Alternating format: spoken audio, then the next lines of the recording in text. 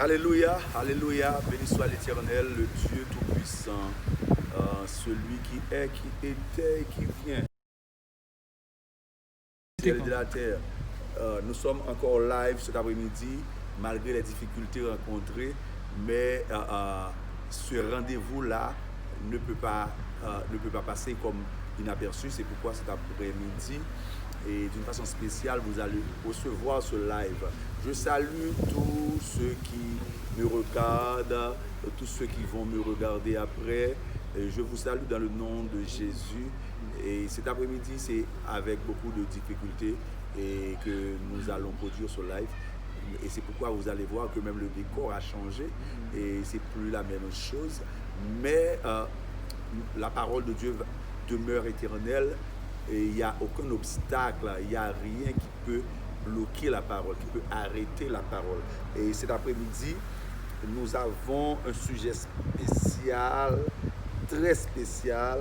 Et c'est toujours le suivi du sujet du mercredi dernier et qui a lancé la pierre, qui a lancé cette pierre. Mais cet après-midi, nous allons ensemble et regarder à ce sujet et nous allons regarder ensemble et le sujet de cet après-midi c'est la pierre aux 7 yeux et c'est un sujet d'importance, c'est un sujet qui fait couler beaucoup de salive mais cet après-midi nous allons par la grâce du Saint-Esprit et essayer de vous donner quelques petites révélations de la part de Dieu à propos de ce sujet. Prions ensemble. Seigneur Dieu Tout-Puissant, nous te disons merci pour tes enfants, pour la grâce que tu nous as accordée et de pouvoir utiliser la parole pour convaincre, pour instruire, pour corriger et tous les autres, ou bien notre vie aussi, et par rapport à ce que tu nous dictes de la part du Saint-Esprit. Et viens nous bénir cet après-midi et permets, Seigneur, que tout ce que nous allons dire cet après-midi puisse sortir de toi. Enlève tout orgueil de nous, enlève tout ce qui a avec nous comme handicap et permets, Seigneur, ton foi saint, pour que nous soyons remplis de ton esprit et que ton peuple puisse trouver la bénédiction. Au nom de Jésus, nous prions. Amen. Nous sommes le vendredi 5 juin 2020 et le sujet de cet après-midi c'est la pierre aux 7 yeux. Nous avons plusieurs passages à lire et je vais commencer par Zacharie chapitre 3 verset 9. Car voici pour ce qui est de la pierre que j'ai placée devant Josué, il y a 7 yeux sur cette seule pierre. Voici, je graverai moi-même ce qui doit être gravé, dit l'Éternel des armées, et j'enlèverai l'iniquité dans ce pays en un jour. C'est le premier verset, et nous avons d'autres versets. Nous allons lire aussi Apocalypse chapitre 1er, verset 4. Jean aux 7 églises qui sont en Asie. Que la grâce et la paix vous soient données de la part de celui qui est, qui était et qui vient, de la part des 7 esprits qui sont devant le trône. Et ensuite, Apocalypse chapitre 4, verset 5. Du trône sortent des éclairs, des voix et des tonnerres. Devant le trône brûlent 7 lampes ardentes qui sont les 7 esprits de Dieu. Et le dernier verset que nous allons lire avec vous, c'est Apocalypse chapitre 5, verset 6. Et je vis au milieu du trône et des 4 êtres vivants et au milieu des vieillards un agneau qui était là comme immolé. Il avait 7 cornes et 7 yeux, qui sont les 7 esprits de Dieu envoyés par toute la terre. Vous allez pouvoir comprendre que nous parlons d'un chiffre qui est le chiffre 7. Selon le programme spirituel, lorsqu'on parle des chiffres, la numérologie, ça a beaucoup d'importance dans le monde spirituel. Et le chiffre 7, c'est le chiffre de la perfection. c'est le chiffre de la perfection, c'est le chiffre 7. Et nous avons lu pour vous plusieurs versets et vous avez pu remarquer que le chiffre 7 est répété dans chacun de ces versets et l'esprit était accompagné du chiffre 7. On a parlé de 7 yeux dans Zacharie. On a parlé aussi de 7 esprits dans Apocalypse verset 4. On a parlé de 7 lampes et qui sont les 7 esprits de Dieu dans Apocalypse chapitre 4 verset 5. Et on a parlé des 7 cornes et 7 yeux qui sont toujours encore même les 7 esprits de Dieu envoyés par toute la terre. Les 7 esprits de cette pierre sont la manifestation, c'est la manifestation et la plénitude du Saint-Esprit dans la vie de chaque personne loin pour le service de Dieu. Lorsque le prophète Zacharie parlait de cette pierre placée devant Josué, le souverain sacrificateur, et il a dit que j'ai placé cette pierre devant Josué, cette pierre que j'ai placée devant Josué, cette pierre contient 7 yeux. Et lorsqu'on parle de yeux, on parle de regard, on parle de vision, on parle de l'ouverture spirituelle.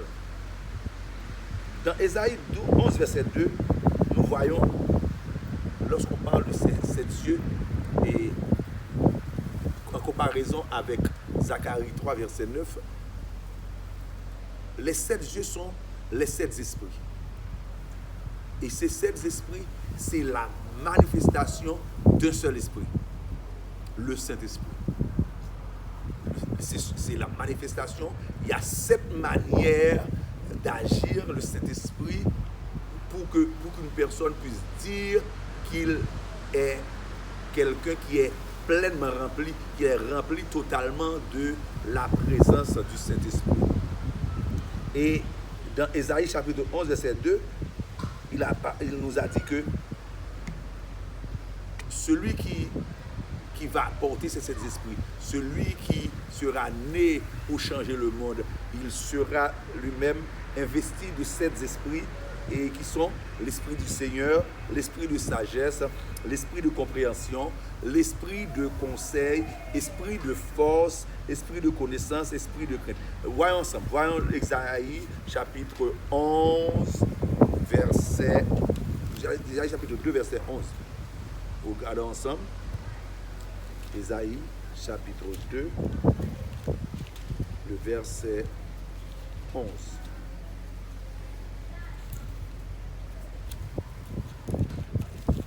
Ésaïe 2, verset 11.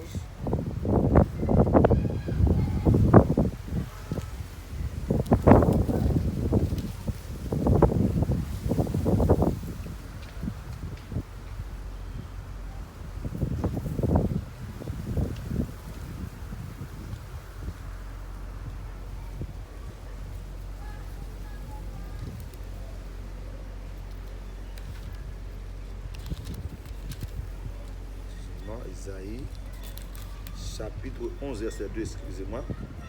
L'Esprit de l'Éternel, on commence depuis au verset 1er, puis un rameau sortira du tronc d'Isaïe, et un rejeton naîtra de ses racines. Et l'Esprit de l'Éternel reposera sur lui. Esprit de sagesse, esprit d'intelligence, esprit de conseil et de force, esprit de connaissance et de crainte de l'Éternel. Le rejeton qui va sortir d'Isaïe, et vous le savez déjà, ce rejeton, on parle de Jésus-Christ qui est issu de la racine de David, qui est sorti de la tribu de Juda, et qui est la promesse que Dieu avait faite à Israël, à David surtout, qu'il va avoir un de ses descendants qui va régner pour toujours et son royaume n'aura jamais de fin. Et c'est Ésaïe parlait de Jésus-Christ comme on parlait, comme ce que l'Éternel avait dit à David, qu'il va avoir quelqu'un qui va régner éternellement sur son trône. C'est-à-dire que Jésus, c'est cette pierre qui a été placée devant Josué et qui avait 7 yeux.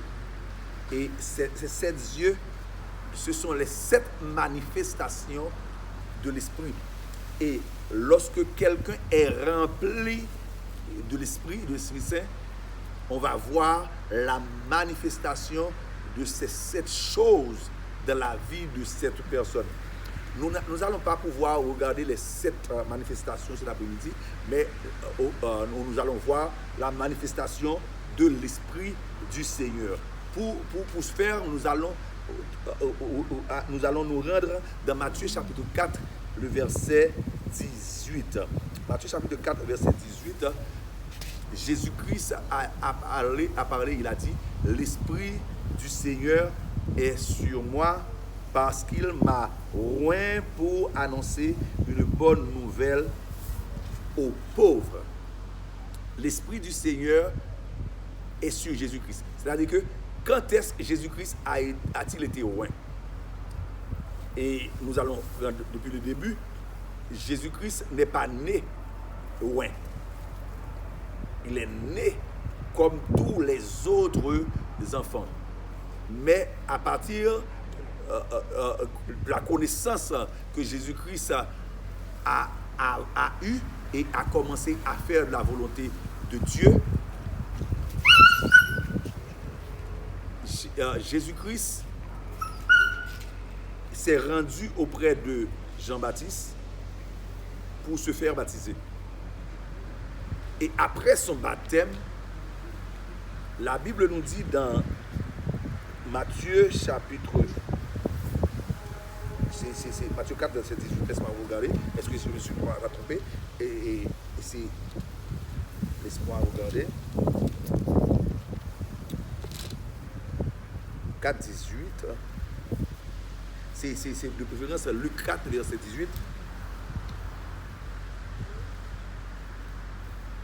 Il se rendit à Nazareth, dans le verset 16, où il a été élevé, et selon sa coutume, il rentra dans la synagogue le jour du sabbat. Il se leva pour faire la lecture, et on lui remit le livre du prophète Ésaïe. L'ayant déroulé, il trouva l'endroit où il était écrit: « L'Esprit du Seigneur est sur moi, parce qu'il m'a oint pour annoncer une bonne nouvelle aux pauvres. Il m'a envoyé pour guérir ceux qui ont le cœur brisé. » Mais vous allez pouvoir comprendre que avant son baptême, Jésus-Christ se rendait tout le temps dans la synagogue. Mais il n'a jamais répété que l'Esprit est sur lui.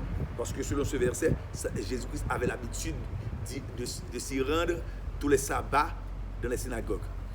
Mais à partir de son baptême, lorsqu'il s'est rendu près de Jean-Baptiste pour se faire baptiser, la parole de Dieu dit, Jésus-Christ, après son baptême, a été conduit dans le désert où il a passé 40 jours et 40 nuits sans manger. Et après ces 40 jours, l'Esprit même a conduit Jésus-Christ vers où se trouvait le diable pour être tenté. Qu'est-ce que cela veut dire? Jésus-Christ a dit que l'Esprit du Seigneur est sur moi parce que j'ai été oint. J'ai été oint pour faire quoi?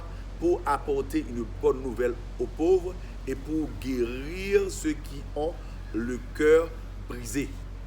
C'est-à-dire que Jésus-Christ a été oint pour devenir Seigneur. Mais l'esprit de seigneurie est cet esprit qui fait de toi Seigneur partout où tu te trouves. Partout où tu es, lorsque tu es rempli de l'esprit du Seigneur, tu es quelqu'un qui est devenu important quel que soit le lieu où tu te trouves. Mais pour recevoir cet esprit, il faut passer par le désert pour être éprouvé. Le désert, c'est le lieu que chacun ou bien chaque personne loin de Dieu pour remplir une mission doit passer incessamment pour que Dieu puisse avoir la confirmation. Est-ce que cette personne est capable, est-ce qu'elle est prête à remplir cette mission? Et Jésus-Christ lui-même aussi n'était pas exempté de ce désert-là. Et la Bible dit que ce n'est pas Jésus-Christ qui s'est rendu personnellement, mais c'est l'Esprit. De ce même esprit qu'il a été loin. Cet esprit qui a dit, qui était descendu sur lui au niveau du Jourdain et qui a déclaré que lorsque la voix se fit entendre du ciel, celui-ci est mon fils bien-aimé en qui j'ai mis toute mon affection. C'est-à-dire que Jésus-Christ a été loin de la part de Dieu, mais Dieu a envoyé l'esprit oindre Jésus-Christ pour le ministère.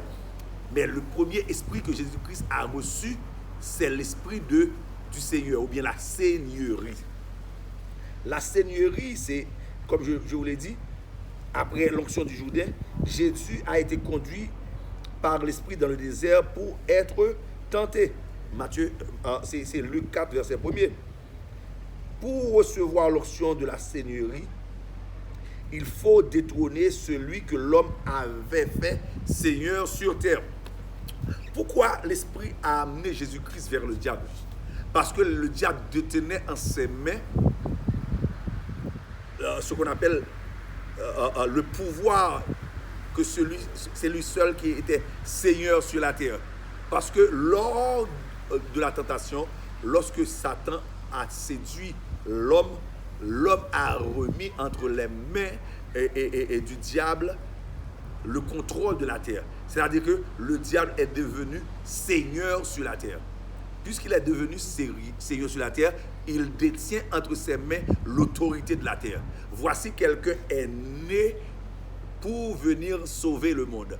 Pour que cette personne puisse avoir la capacité, le pouvoir ou l'impact nécessaire pour faire son travail sur la terre, il faut que celui qui détenait ce pouvoir sur cette terre soit détrôné. Et c'est pourquoi l'Esprit a conduit Jésus-Christ au désert pour que le diable puisse faire son travail. Quel est le travail que le diable devrait faire? Le même travail qu'il avait fait avec Adam et Ève. Venir séduire Jésus-Christ pour le détrôner. Parce que Jésus-Christ vient d'être investi d'une onction. Et selon cette onction, c'est que l'onction a dit que Jésus-Christ est devenu le Fils bien-aimé de Dieu. C'est-à-dire que celui qui détient un pouvoir de la part de Dieu. Mais pourtant, Dieu avait déjà donné ce pouvoir à l'homme. Et l'homme a perdu ce pouvoir au Jardin d'Éden. Ce que l'homme a perdu au Jardin d'Éden, Jésus-Christ va gagner, va conquérir ce pouvoir au Jardin de Gethsémani. Vous allez voir le Jardin d'Éden et le Jardin de Gethsémani. Le Jardin d'Éden, c'est là où nous avons perdu ce pouvoir. Mais au Jardin de Gethsémani, c'est là que Jésus-Christ a repris. Mais il y a un processus. Le processus, c'est que Jésus-Christ a été tout d'abord conduit par l'Esprit dans le désert pour être tenté par le diable. Pourquoi? Il a fallu que Jésus-Christ aille trouver le diable pour prendre la seigneurie entre ses mains. Et c'est pourquoi, lorsque le diable a rencontré Jésus-Christ, Jésus-Christ n'avait pas encore le plein pouvoir sur la terre.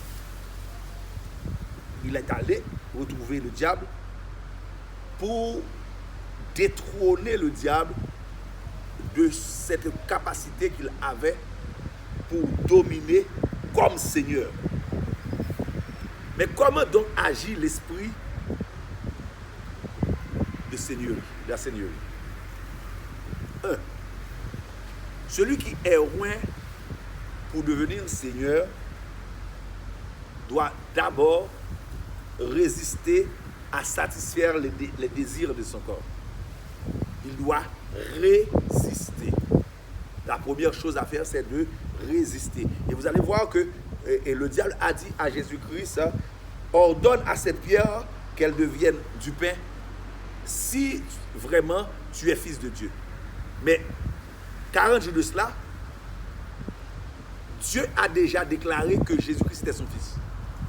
Le diable sait très bien que Jésus-Christ est le fils de Dieu.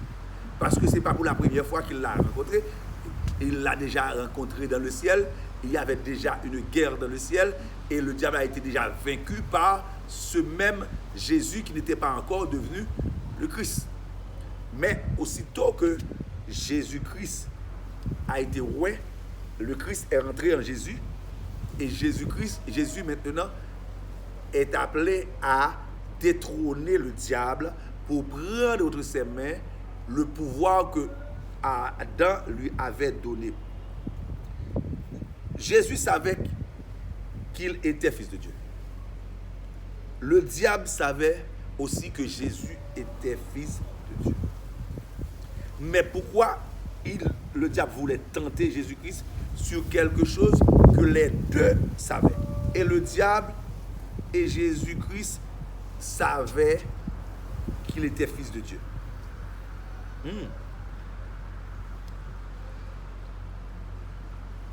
Le diable voulait semer le doute dans la pensée de Jésus-Christ. Et c'est pourquoi il lui a dit, si vraiment tu es le Fils de Dieu. Et si Jésus-Christ s'est laissé impressionner par le questionnement du diable, Jésus-Christ allait faire ce que le diable a demandé. Comme Adam a dû faire ce que le diable a demandé, parce qu'il voulait voir est-ce que ce que le diable disait était vrai. Mes frères et sœurs, lorsque le diable veut vous voler quelque chose, la première chose qu'il vient de vous dire, c'est de dire que vous ne possédez pas la chose. Et pourtant, Dieu vous a déjà dit que cette chose vous appartient. Mais le diable vous fait comprendre que il y a certaines choses que Dieu vous a données, mais peut-être vous n'êtes pas en possibilité de conquérir tout pour le présent moment. Et il a semé le doute dans tes pensées. Et c'est ce que le diable voulait faire avec Jésus. Il voulait semer le doute dans la pensée de Jésus-Christ. Pourtant, depuis en Zacharie, chapitre 3, verset 9, Jésus-Christ était déjà la pierre qui possédait l'esprit de la Seigneurie. Il était déjà Seigneur. Dans Ésaïe 11, verset 2 aussi, il était déjà Seigneur. Parce qu'avant même sa naissance, la prophétie a déclaré que d'abord Jésus-Christ sera roi de l'esprit du Seigneur. C'est-à-dire que Jésus-Christ a été déjà Seigneur avant même sa naissance. Et le diable le sait. Mais le diable voulait faire douter Jésus et il lui a dit, si vraiment tu es le Fils de Dieu, ordonne à cette pierre de devenir du pain. Qu'est-ce que le diable voulait faire? Le diable voulait détourner le sens de la pierre. Il voulait détourner le sens que Dieu avait donné à cette pierre. Parce que vous savez que Jésus-Christ était déjà la pierre qui contenait ses yeux, et Jésus-Christ était la pierre angulaire, selon ce que l'apôtre Pierre nous a dit. Et Jésus-Christ peut être aussi une pierre d'achoppement pour ceux qui ne croient pas en Dieu. C'est-à-dire que Jésus-Christ remplissait tout l'espace que la pierre pouvait utiliser. Mais le diable a utilisé encore une pierre. Et comme il dit le mercredi dernier, qui a lancé cette pierre? Le diable voulait lancer une pierre contre Jésus. Et il lui a dit que si vraiment tu es le Fils de Dieu, ordonne à cette pierre. Et si Jésus-Christ a obéi, c'est-à-dire que Jésus-Christ a détourné le sens spirituel de la pierre. La pierre qui devait contenir 7 yeux qui est déjà une nourriture de l'esprit, la pierre allait devenir une nourriture matérielle qui allait satisfaire seulement les besoins physiologiques de l'homme, non ses besoins spirituels. Mes frères et sœurs, c'est l'action même du diable. Semer le trouble, semer le doute. La nourriture de l'esprit est bien plus importante que ce que nous mangeons naturellement. Mais si nous laissons le matériel primer sur le spirituel, nous ne pouvons dominer sur la terre qui est la base du matériel. Parce que tout sur la terre, tout matériel a sa base sur la terre. Et si c'est l'esprit de la terre qui te dirige, eh bien tu ne pourras pas régner dans le ciel. Parce qu'il faut que c'est l'esprit du ciel qui t'anime pour pouvoir régner sur la terre. Parce que tout ce qui est matériel fut d'abord spirituel. Et Jésus-Christ savait pertinemment ce que le diable voulait faire.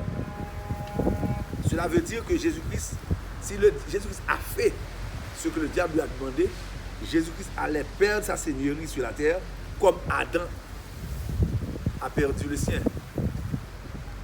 Écoutez mes frères et sœurs, laissez-moi vous parler.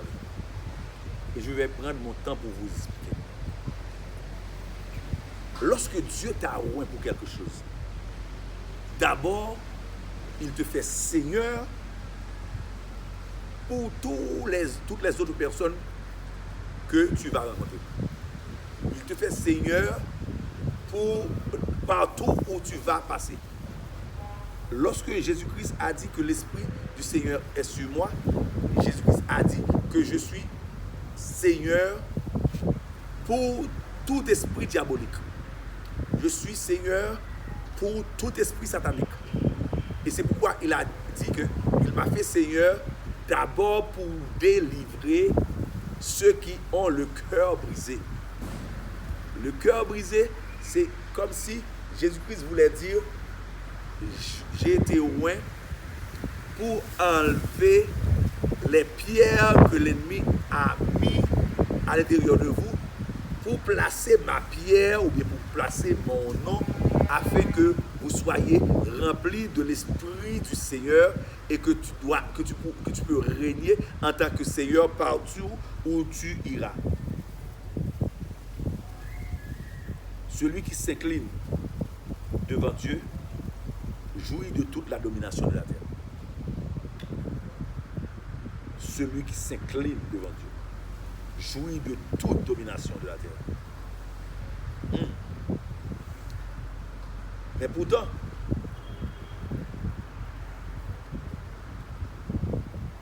lorsque tu es oint, cela veut dire que tu es quelqu'un qui a été sélectionné pour faire quelque chose de meilleur. Vous avez été oint pour régner. Vous avez été oint pour dominer. Vous avez été oint afin que partout où tu passes, on te voit briller. C'est la première chose que Dieu donne à celui qui est né de nouveau. Dieu te fait Seigneur pour l'ennemi. Dieu te fait Seigneur pour ton entourage. Dieu te fait Seigneur pour tous tes problèmes. Dieu te fait Seigneur pour tout événement contraire qui arrive sur ton chemin. Je dois te parler cet après-midi. Toi qui se plains chaque jour des problèmes que tu rencontres. Dieu t'a fait déjà Seigneur. Parce que l'un des esprits qui est sur cette pierre, c'est l'esprit de la seigneurie. L'esprit qui fait Seigneur. C'est-à-dire que l'esprit du Seigneur fait de toi Seigneur partout. Et on te reconnaît par l'onction de domination qui est en toi. L'orgueil veut que tu te fasses paraître au bon fonctionnement de celui qui est dominé par la chair. Mais l'esprit te permet d'être humble pour pouvoir dominer tous les autres esprits. Mon frère et ma soeur, je vous dis sérieusement, celui qui est animé par l'esprit de l'humilité ne sera jamais renversé. Celui qui reste humble ne sera jamais renversé. Laissez-moi vous m'expliquer. Si je suis déjà par terre, qui peut encore me jeter par terre? Parce que je suis déjà à terre. On ne peut pas jeter quelqu'un qui est déjà tombé. Si je suis tombé dans les pieds de Dieu, qui peut encore me renverser? Personne. Si je suis déjà allongé dans les pieds du Seigneur, qui peut faire de moi encore son marchepied? Je suis déjà le marchepied de Jésus, du Seigneur. Et c'est ce que Jésus-Christ a compris. Il a répondu au diable, mon frère, l'homme ne vivra pas seulement du pain, mais l'homme vivra de toute parole qu'aura prononcé Dieu. C'est-à-dire que Jésus-Christ a dit au diable, je suis déjà Seigneur pour cette pierre, je suis déjà Seigneur pour la nourriture, je suis déjà Seigneur pour les vêtements, je suis déjà Seigneur pour les situations économiques, je suis déjà Seigneur pour tout ce que toi tu peux m'offrir, parce que j'ai été oint. L'Esprit du Seigneur est sur moi, il m'a oint. C'est-à-dire que nous devons bien comprendre que Dieu nous a fait Seigneur. Et ce ne sont pas des relations terrestres qui t'amèneront à la domination, mais c'est la relation spirituelle qui donnera les esprits autour de toi, qui te propulsera là où les hommes t'ont bloqué. Écoutez-moi, mes frères et sœurs. Lorsque c'est l'homme qui va t'élever, il te lèvera à son niveau. Personne ne peut t'élever plus haut que lui. Parce que d'abord, lorsque la personne te lève, elle attend que tu sois à son niveau. Et c'est pourquoi, lorsque Dieu t'élève, aussi il te lève à son niveau. Et c'est pourquoi, lorsque Dieu t'élève, il te fait Dieu. Comme il l'a fait pour Moïse. Il a dit à Moïse, je te fais Dieu pour Pharaon. Et immédiatement, il a donné à Moïse un prophète.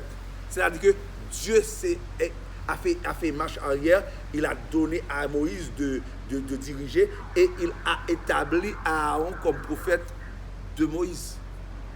C'est-à-dire que les relations terrestres t'amèneront sur la terre avec tes limites. Mais les relations de l'esprit, les relations célestes, va faire de toi celui qui va réussir là où les terriens ont échoué.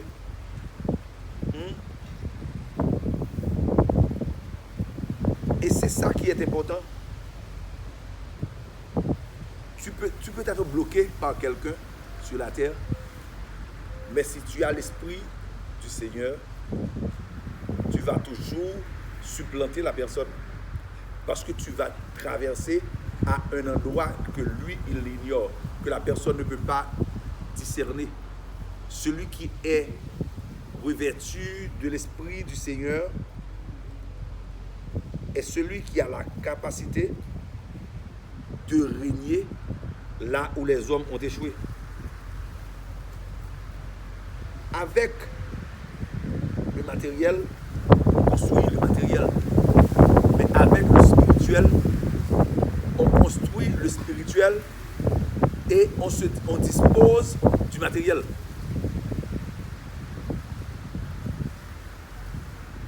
L'Esprit du Seigneur fait de toi Seigneur partout. Et lorsque c'est Dieu qui te fait Seigneur, personne ne peut t'arrêter.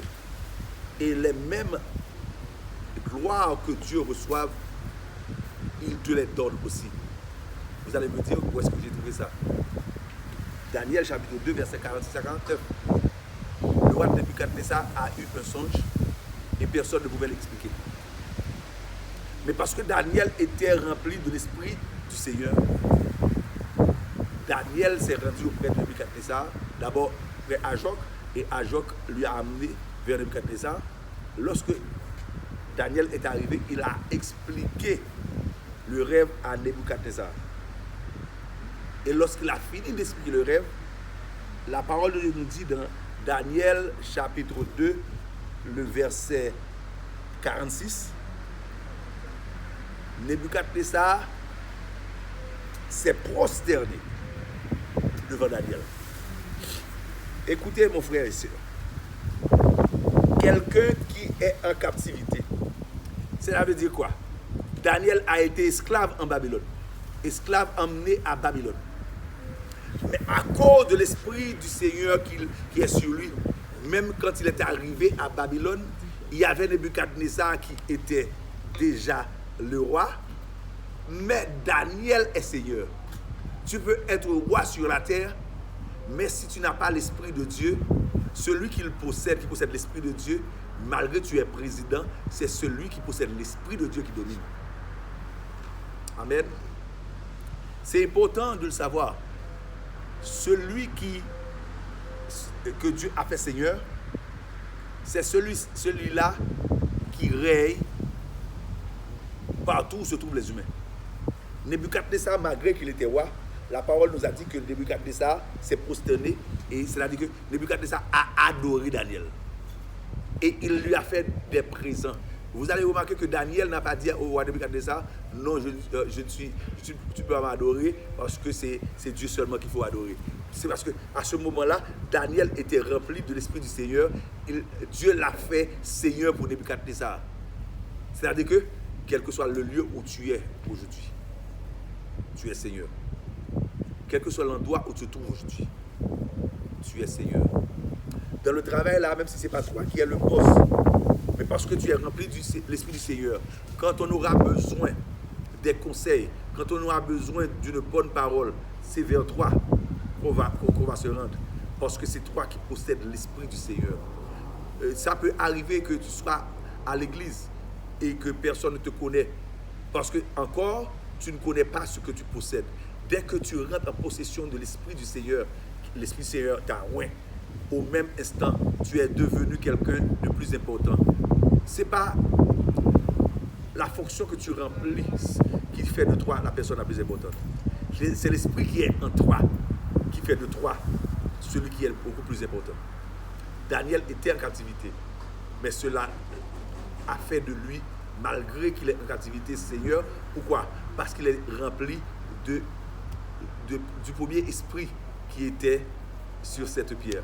La pierre au 7 dieux. Je ne vais pas trop continuer avec vous, cela vous dit, parce qu'on avait commencé très tard. Mais j'ai pris cette première partie avec vous. L'esprit du Seigneur. Je demande cet après-midi que l'esprit du Seigneur rentre sur toi. Que l'esprit du Seigneur te couvre. Toi qui me regardes cet après-midi, ne regarde pas ton problème. Ne regarde pas les difficultés. Ne regarde pas les déboires de la vie. Regarde de préférence l'esprit qui t'est oint. Tu as été oint d'une huile de joie.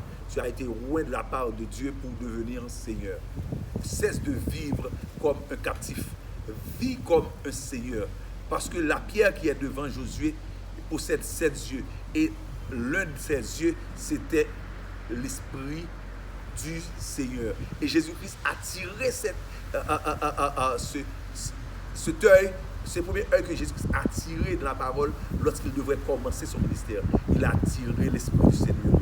Cet après-midi, que l'esprit du Seigneur te remplisse, qu'il te couvre de sa grâce et qu'il fasse de toi celui qui est le plus important partout où tu te trouves, dans le nom de Jésus. Amen. Que Dieu vous bénisse, que Dieu vous protège et que Dieu vous garde. À dimanche matin pour notre prochaine méditation. À la prochaine.